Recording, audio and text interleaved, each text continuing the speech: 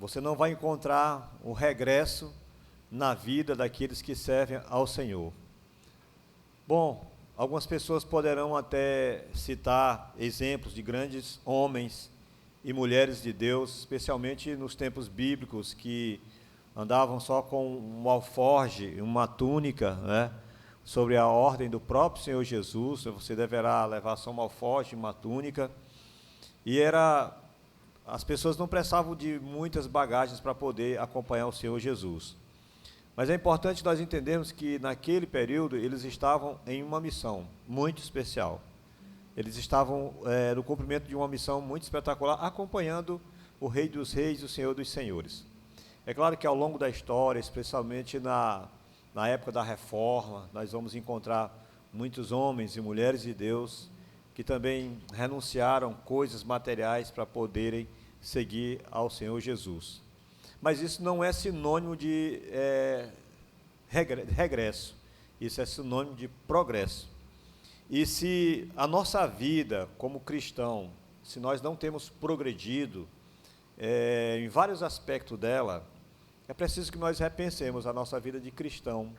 Se nós não estamos sendo religiosos, existem muitas pessoas que juram que são cristãos e elas estão sendo altamente religiosas e a vida delas não progrediu. Ou seja, a vida delas ou está estagnada ou houve um retrocesso, houve um recuo da vida dessa pessoa.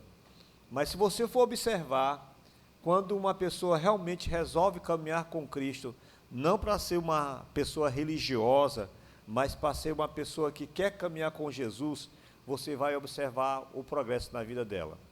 Às vezes não precisa ser uma pessoa que tenha posse. Você começa a observar uma pessoa simples, ela começa a andar com a roupa limpa, ela começa a andar com a roupa passada, você vai na casa dela, você encontra a casa arrumada, você encontra a casa diferente. É impossível uma pessoa que caminha com Cristo e viver no regresso. O progresso, ele é público e notório, ele é natural. Se não houver progresso na vida de quem anda com Cristo, você pode ter certeza que essa pessoa está sendo religiosa, e às vezes ela é tão religiosa que isso confunde as outras pessoas, dando a entender que aquela pessoa realmente é alguém que anda com Cristo, é alguém que tem compromisso com Deus, mas essa não é a verdade, a Bíblia Sagrada não fala isso, porque a gente pode correr para as exceções, ou para aquilo que não é instrumento aferidor do progresso na vida das pessoas. O vocabulário das pessoas mudam, não é? Eu estava aqui olhando, né, presenciando o nosso colega pastor que trouxe a palavra para nós, né, no último encontro que nós tivemos aqui de casais, e eu não quero citar o nome, né, mas enfim, mas assim, nada demais. É porque quando eu conheci, nós começamos estudando juntos, nós fizemos o curso básico em teologia juntos, passamos 3 anos juntos, depois fizemos mais 4 anos do bacharel, e quando eu o conheci, ele tinha um vocabulário muito limitado, o vocabulário dele era pobre, e é uma pessoa que não ainda alcançou nenhuma graduação, nunca entrou numa faculdade, nunca entrou na universidade, mas percebe-se que o vocabulário dele, eu que o conhecia, eu percebi que o vocabulário dele mudou significativamente, entendeu? A conjugação verbal, as colocações que ele faz, as ponderações no seu discurso, e eu fiquei feliz, né, e vibrando de, meu Deus, como realmente o Evangelho, ele traz progresso para a vida das pessoas. Tem um casal, assim, bem conhecido, bem próximo, né, que estava faltando só o esposo dessa pessoa lá em Teresina se converter, e hoje, né, essa semana eu estive lá com a Conceição, e eu pude observar, inegável a mudança, é clara, é notória a mudança na vida da pessoa, a pessoa realmente muda, não é? E para isso, eu gostaria de compartilhar com você, de pensar um pouquinho com você, eu vou procurar ser bem sucinto, mas eu gostaria de compartilhar com você sobre a questão de hábitos. Hábitos que nós precisamos mudar, uma vez que nós resolvemos caminhar com Cristo. Uma das coisas que primeiro acontece na vida das pessoas que seguem a Jesus é mudar hábitos. elas mudam o hábito. Pode até, a princípio, não mudar a sua roupa, pode até, a princípio, não mudar o caráter, não é? Mas o hábito muda. Lembra que os discípulos, nos primeiros anos do ministério do Senhor Jesus, aliás, nos 3 anos do ministério do Senhor Jesus, não é? Eles continuavam, Pedro continuava com aquele caráter dele, né? De um homem sisudo, de um homem precipitado, mas você vê que depois do Pentecostes, Pedro mudou radicalmente, mas mesmo sendo essa pessoa sisuda, essa pessoa tempestiva, mas a gente percebe que hábitos de Pedro, se nós formos olhar a biografia de Pedro, só pelo que está escrito nos evangelhos, em Atos e nas suas cartas, nós vamos perceber que Pedro mudou radicalmente os hábitos dele. Você olha um Pedro totalmente diferente, especialmente o Pedro que escreve as suas cartas, que é o Pedro depois do Pentecostes.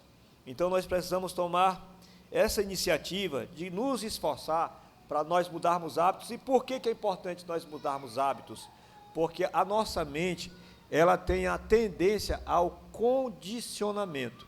A nossa mente, ela tem uma tendência a ser condicionada. Você começa a desenvolver uma coisa, começa a desenvolver, seja ela qual for, daqui a pouco, essa coisa que você começou a desenvolver, ela se torna um hábito, e aí ela já começa a fazer parte da sua rotina. Semeia-se um pensamento, colhe-se um desejo. Semeia-se um desejo, colhe-se uma atitude. Semeia-se uma atitude, colhe-se um hábito.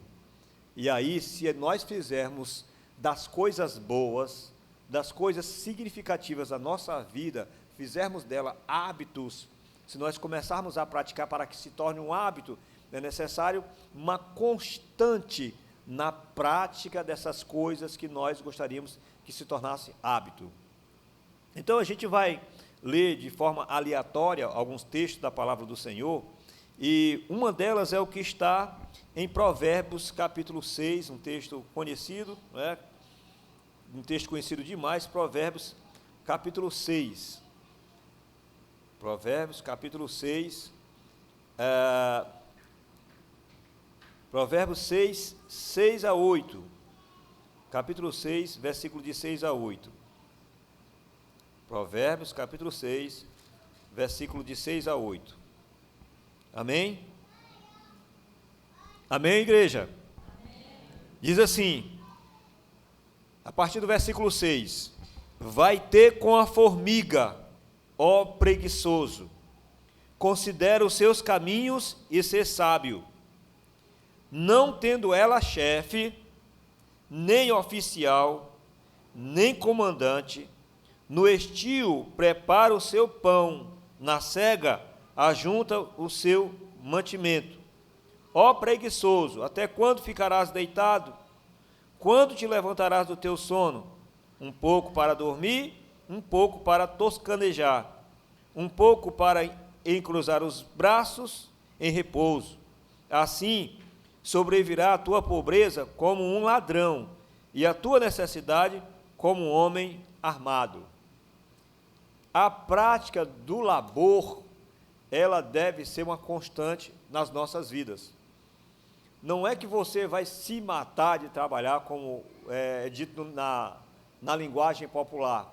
Tanto é que Deus estabeleceu um dia para descanso. Deus quer que nós façamos intervalos das nossas atividades laborais. Mas a verdade é, irmãos, que nós nascemos para produzir. E detalhe, o escritor de Provérbios aqui está dizendo que a formiga não tem um patrão para dizer, vai fazer isso. O que ela tem como patrão dela? A necessidade. Quem é que não tem necessidade?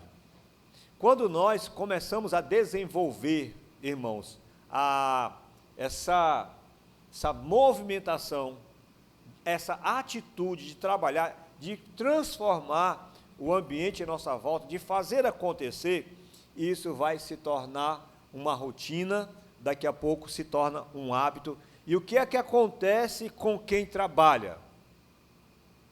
Prospera. Quem trabalha, prospera. Eu tinha um programa na rádio, né, na FM, e no programa anterior eu anunciei, Se olha, você quer ganhar dinheiro, se você quer ganhar dinheiro, amanhã assista o programa. Amanhã eu vou trazer a fórmula secreta para que você ganhe dinheiro. Não perca. Fale para os seus amigos, fale para os seus vizinhos para estar sintonizado no nosso programa amanhã, porque amanhã eu vou ensinar você, vou trazer a fórmula secreta de ganhar dinheiro.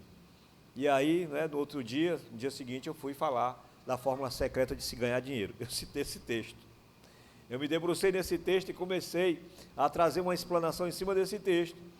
E aí, quando eu me lembro, quando eu saí do programa, que era de 6 às 7 da manhã, era de 6 às 7, 5 às 6. Era de 6 às 7. E aí, quando foi 7 horas, eu passei numa senhora, né, que tem uma banquinha que vende cuscuz. E quando eu passei lá, ela disse, pastor, você, hein, me enganou. Eu digo, como assim? Não, o senhor disse que era para a gente assistir o seu programa hoje, que o senhor ia ensinar a gente a ganhar dinheiro. O senhor disse que quer ganhar dinheiro vai trabalhar. Ah, eu pensei que fosse outra coisa, mas mulher, você conhece uma outra forma mais urgente, mais honesta, mais justa de ganhar dinheiro, você não trabalhando? Trabalhe.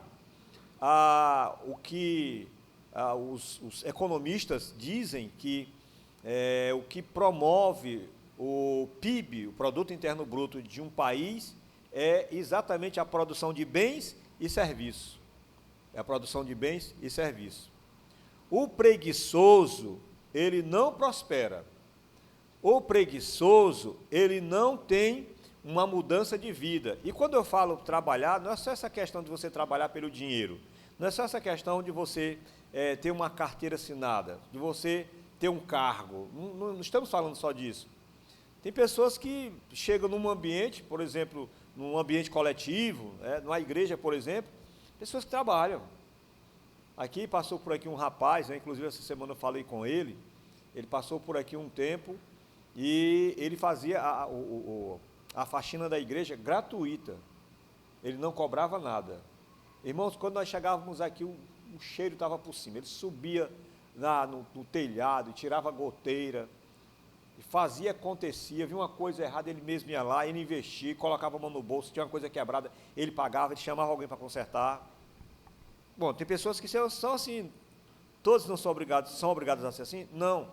O que eu estou querendo falar é de alguém que vê um ambiente que pode ser mudado, pode ser transformado por ele, e através da sua postura, da sua capacidade laboral, fazer e acontecer. Às vezes é em casa, não é? Tem pessoas que chegam em casa, tem algumas irmãs que a gente convida, né, para uma refeição, uma coisa do tipo na casa da gente, quando pensa que não, a irmã está lá na pia. Ei, irmã, deixa que a gente lava, não sei o que, mas está lá, lavando as louças, ajudando, fazendo, acontecendo e tal. Tem pessoas que são proativas. Então, esse é um hábito que você precisa desenvolver. Você não tem que trabalhar só para ganhar dinheiro. Você não tem que trabalhar só para ganhar dinheiro. Porque se você trabalhar só para ganhar dinheiro, você vai sempre trabalhar forçado, vai ter que sempre alguém mandando você fazer, vai ter que ter sempre um patrão. Mas quando você torna o trabalho, faz do trabalho um hábito, quando você faz da atividade laboral um hábito, ganhar dinheiro vai ser fácil para você. Ganhar dinheiro vai ser fácil para você. Porque se você não aprender a fazer com amor, uma coisa vai acontecer, você vai fazer bem feito. Se você não aprender a fazer com amor, você vai aprender a fazer bem feito. Tem pessoas que não têm nada a ver com o mundo da arte culinária e de repente coloca um restaurante, não é? Coloca qualquer empreendimento que trabalhe com comida, daqui a pouco está ganhando dinheiro, está desenvolvendo. Uma pessoa que não tem nada a ver. E tem gente que sabe cozinhar divinamente bem e não consegue ganhar dinheiro com essa capacidade que ela tem. Por quê? Porque esse alguém que ganha dinheiro é alguém que está apto a trabalhar e que faz do trabalho uma prática, e se não faz gostando, faz bem feito. Convenhamos, né? Tudo que a gente faz que a gente gosta, né? Nem tudo que a gente, às vezes, faz por força de circunstância, por necessidade, mas não é porque eu vou fazer por necessidade ou por circunstância que eu vou fazer de qualquer jeito, que eu vou ser relapso em fazer aquilo. Eu vou procurar fazer bem feito. Eu não sou um bom jogador, eu não sou habilidoso, todo mundo sabe disso. Eu já sou cinquentão, né? Já tenho 57. Mas eu jogo no meio da galera e eu corro até morrer. Corro atrás da bola e vou marcar o adversário, vou com muita garra, com muita vontade. Tem que ser esforçado. Você tem que se esforçar. Então, como é que você vai mudar a sua vida? Ou como é que você vai mudar a vida dos outros se você não muda a sua vida? Como é que você vai mudar a sua vida se você não muda o seu ambiente? Eu converso sempre com a minha esposa que eu sou meio desorganizado, né? E eu digo para ela, minha filha, olha, organize as coisas, porque se eu ver as coisas organizadas, eu vou ficar constrangido em desorganizar. Eu chegar em casa, ver a casa toda arrumadinha, limpinha, eu não vou ter a coragem de jogar chuteira em qualquer canto, em qualquer lugar. Não tenho essa coragem. É o que a gente viu lá na faculdade, né?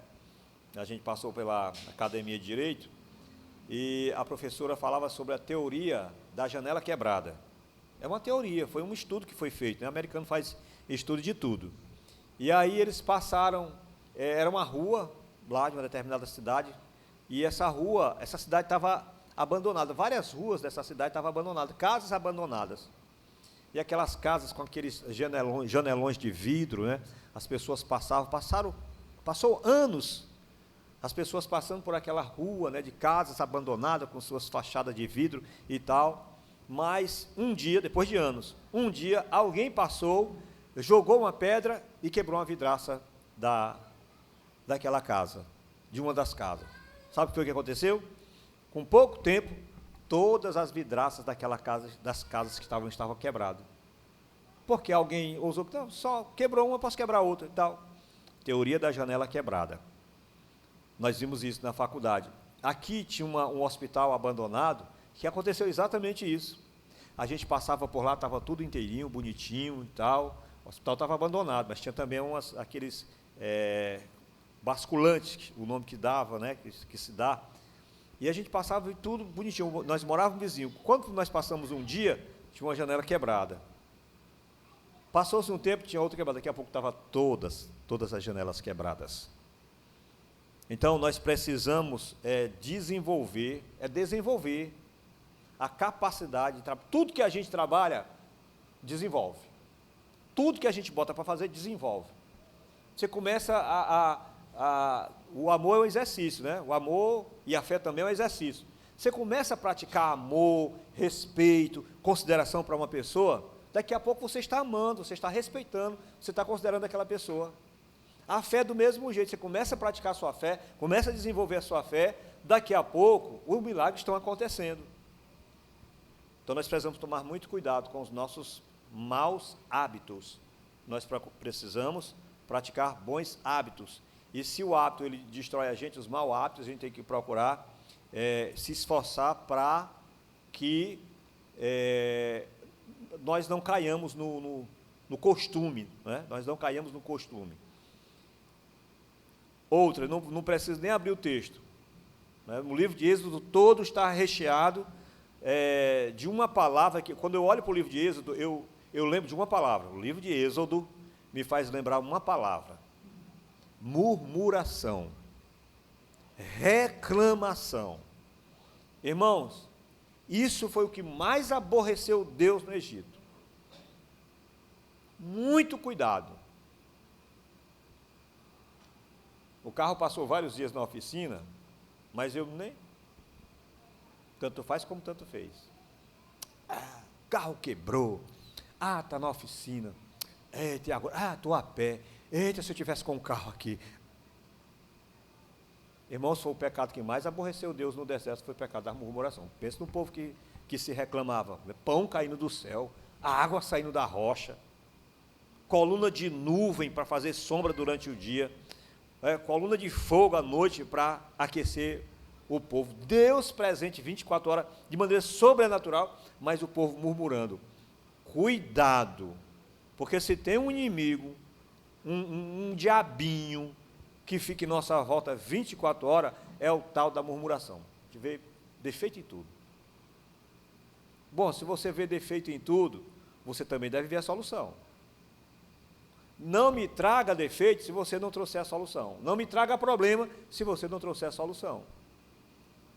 Nós somos hábeis em identificar problemas.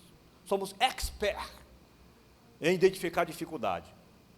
Mas nós temos uma dificuldade muito grande. Está aqui a solução. Eu identifiquei um problema, está aqui a solução. Eu me lembro do pastor de Pernambuco, esqueci o nome dele, um jovem pastor, né? Agora esqueci o nome dele, perdão. E ele disse que estava numa reunião, ele dando a palestra para nós. Ele estava numa reunião da igreja, reunião da liderança, não é? E aí, era um culto administrativo. Aí a irmã lá disse: pastor, porque eu acho que nós deveríamos fazer assim, assado, com a salinha das crianças, não sei o que e tal. Minha irmã, realmente, a gente não tinha nem identificado direito esse problema, pois a senhora vai ser uma das pessoas que vai agora assumir essa meninada aí.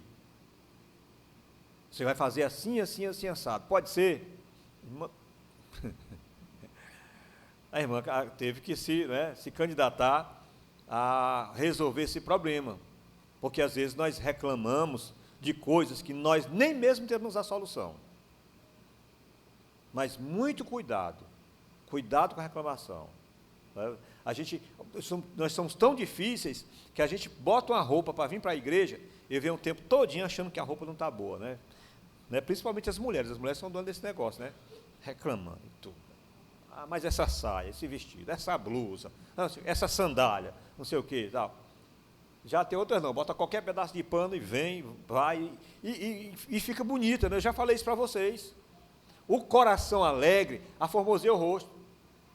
Tem pessoas que vêm toda de marcas internacionais, né?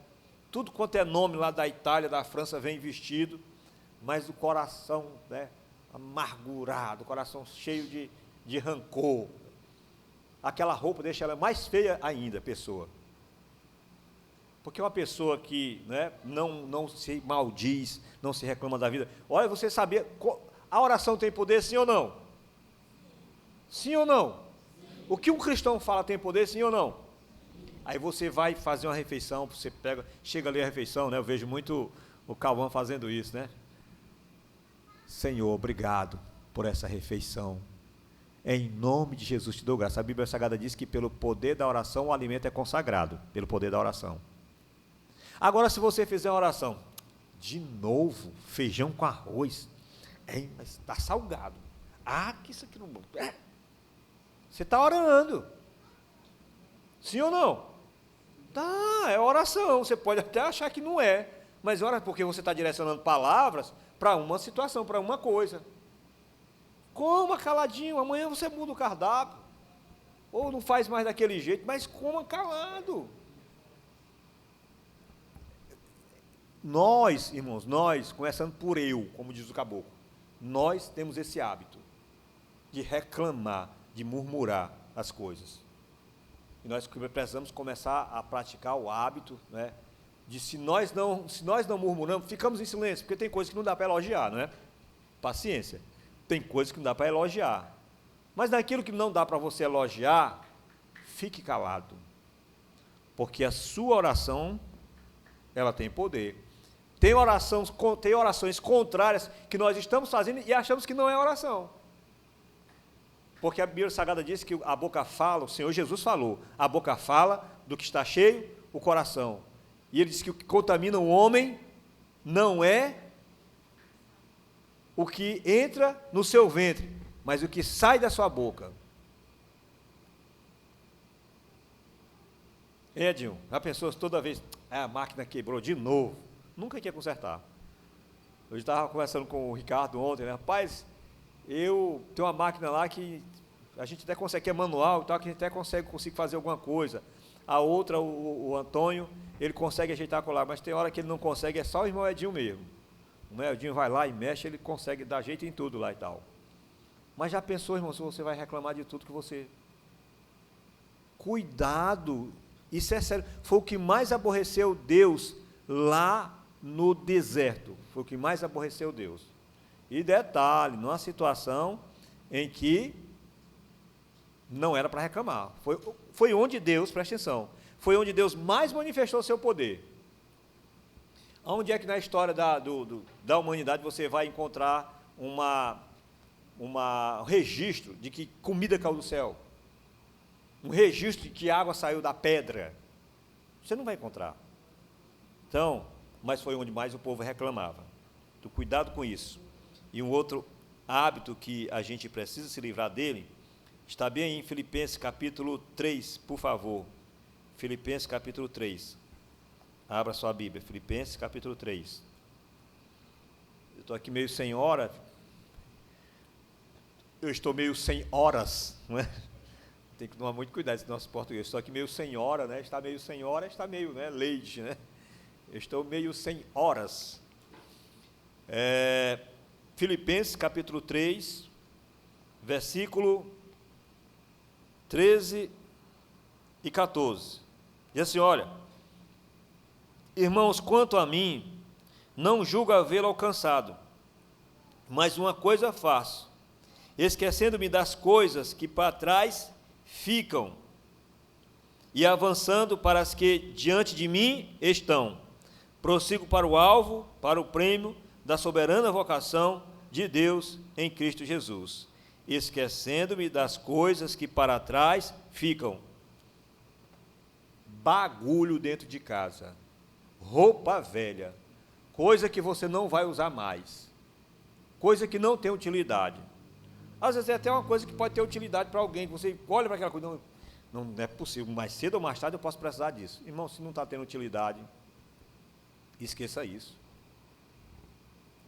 Eu e a minha esposa, a gente tem uma pessoa bem próxima a nós, e o guarda-roupa dessa pessoa tem roupas que ela nunca usou e que ela nunca vai usar. Tem calçados que ela nunca usou e que ela nunca vai usar, mas está lá guardado. Não mexa não. O que é que tem lá de que é inútil na sua casa lá? Joga fora. Eu vi um palestrante de coach, né? Eu achei interessante a dinâmica que ele fez. Um auditório cheio, um auditório lotado. Aí, irmã Rosa, ele chamou as mulheres, pediu que as mulheres levantassem, quem estava com bolsa, nessas bolsas que a mulher gosta de portar, e disse, olha, eu quero que você pegue as mulheres agora, pegue o que está dentro da bolsa, que você sabe que não vai utilizar. Às vezes é um grampo amassado, um papel de uma conta que você já pagou, que não precisa mais ter ela, sabe? Um comprovante de caixa, aquelas tirinhas que vem do caixa, qualquer coisa que está lá dentro que você não vai mais utilizar. O auditório estava cheio. E você traz, tira isso, você não serve para nada, você traz e coloca aqui na frente. E as mulheres saindo dos seus lugares, trazendo, olha o monte que ficou. Rapaz, a pessoa toda bonita, toda adornada, toda batonzada, né? Com a bolsa chique do lado, mas com coisas dentro que não tem nada a ver. A vida é assim. Às vezes a gente carrega muito bagulho que não tem nada a ver. Livre-se daquilo que não tem utilidade. E vou mais longe ainda, é uma mágoa, é uma ferida antiga. Para que é que você está carregando essa pereba? Daqui a pouco vai virar um câncer. Literalmente vira um câncer. Então esquece disso. Dá para resolver lá atrás? Não tem como resolver mais. Tem como desfazer, mas tem como fazer diferente, não tem? Faz diferente. Então esquece disso, esquecendo-me das coisas que para trás ficam. Esse é um hábito que a gente precisa desenvolver. Vai na sua casa, você chegar em casa hoje ainda, vai lá no quintal, dá uma olhadinha lá no quintal, dá uma olhadinha lá na despensa, manhã cedo aqui. Tem coisa lá em casa que a gente bota para o lixo levar. E quando a gente pensa que não, antes do carro do lixo passar, já sumiu, não está mais lá. Digo, será que essa pessoa vai fazer o mesmo que nós fazíamos? Estava guardado esse bagulho aqui. Tem gente que tem essa mania. Não, isso aqui posso utilizar para levar, porque posso utilizar para qualquer coisa. Ele leva e guarda mesmo. Tem outros, coitados, que o levam para utilizar. Então, é um hábito que a gente precisa abandonar, irmão. De guardar bagulho, de guardar lixo, também na mente e no nosso coração. A gente guarda até vitórias do passado. Mas naquele tempo, mas naquela época. Você morre agora, já que a vida parou lá, ficou para lá. não tem mais nada para frente, não morra. Morra agora se não tem mais nada para frente. É daqui para frente. E daqui para frente, como é que vai ser? A gente joga com os coroas aí, né? Então, discute com os meninos, né? Discutindo com a meninada. Ah, moço, mas no meu tempo eu não sabe o que é bola, não, porque no meu tempo é que eu jogava bola. Os caras eram bons mesmo. Eram bons mesmo de futebol. Sim, criatura, mas era no teu tempo, agora é outro tempo. Não precisa falar nisso, né? Vai discutir com um jovem, né, que tem todo o vigor para correr, fazer acontecer. Acabou. Foi o teu tempo, não adianta, vai mudar o quê? A realidade, né? Você falar de uma vitória do passado. Você não vai, quando você começa a falar muito de vitória do passado, você não vai lutar pelas vitórias do presente. Você não vai lutar pelas vitórias do presente, você vai ficar muito apegado ao passado, e a gente precisa se livrar das coisas que para trás ficam, porque isso é um hábito. Você não vai viver novidade de vida. Coisas novas não chegarão para a sua casa. Você não vai viver. Portanto, Paulo está dizendo aqui, então, irmãos, nós precisamos desenvolver esses hábitos. Hábitos bons. Não é quando eu tive o meu surto de síndrome do pânico, eu fazia uma coisa, e eu sempre aconselho para as pessoas que um dia enfrentarem, ou que estão enfrentando essa situação. Tome sempre uma atitude contrária em relação aos pensamentos negativos que vêm na sua mente.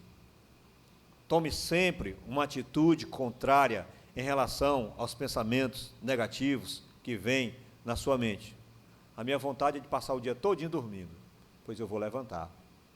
A minha vontade é de não ver ninguém, pois eu vou para o meio de gente, eu vou para o meio do povo. E é assim que nós temos que fazer. O nosso organismo, a nossa mente, já falei para a igreja que a nossa mente, ela leva tudo a sério. Se você começar a pensar bobagem, pois vai levar a sério a bobagem. Mas se você começar a colocar coisas boas na sua cabeça, começar a trabalhar, desenvolver isso, pois você pode ter certeza. Provérbios 23, 7. Diz lá, assim como pensa, assim ele é. Qual tem sido o seu pensamento? Tem problema em pensar grande, não. Não tem problema nenhum, irmão. Em pensar alto, não. Pode pensar grande, pode pensar alto. Não é?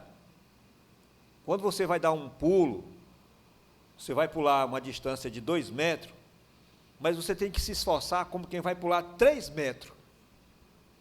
Porque vai que a brecha se rompe mais, meio metro, e você se esforçou para pular só 2 metros e cai no buraco. A nossa vida é assim. Tem que projetar algo maior do que aquilo que está diante de nós. Nós temos que sempre estar com essa projeção. Que Deus tenha misericórdia da nossa vida. Que nós continuemos essa nossa jornada, e a vida cristã, ela é uma vida de progresso. Se não houve progresso em nenhuma área da sua vida, você precisa repensar. Houve melhora. Não é, você vai ser crente e tudo vai ser a mil maravilha. Não, não é isso. Mas a sua vida vai melhorar, você pode ter certeza. Vai melhorar sim. Em vários aspectos, sua vida melhora. Amém? Então vamos orar, fique de pé.